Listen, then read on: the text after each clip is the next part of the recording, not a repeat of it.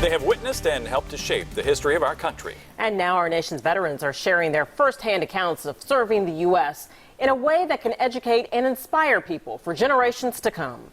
RTV6 State House reporter Katie Hines joins us with one Indiana vet story. Katie?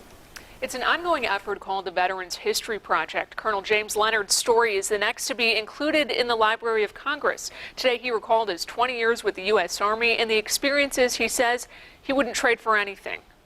Growing up in a family of 11, Colonel James Leonard learned the importance of hard work at a young age. Everybody in the house had chores, responsibilities, and outside obligations. You know, we threw papers, we did anything we needed to do, work at baggers at the grocery store, but whatever we needed to do to try to contribute to the house financially.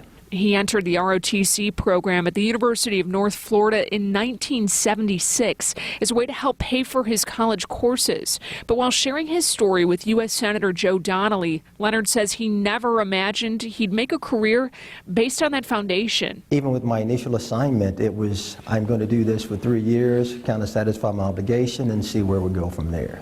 He received his first promotion during his senior year of college. From there, Leonard's career with the U.S. Army spanned 20 years in multiple continents. He spent the bulk of that time as a finance officer, handling payroll, supplies, and equipment in Germany and at the demilitarized zone between North and South Korea. A few years later, Leonard was given top-secret clearance supporting NSA operations. My job was to disguise where the money was.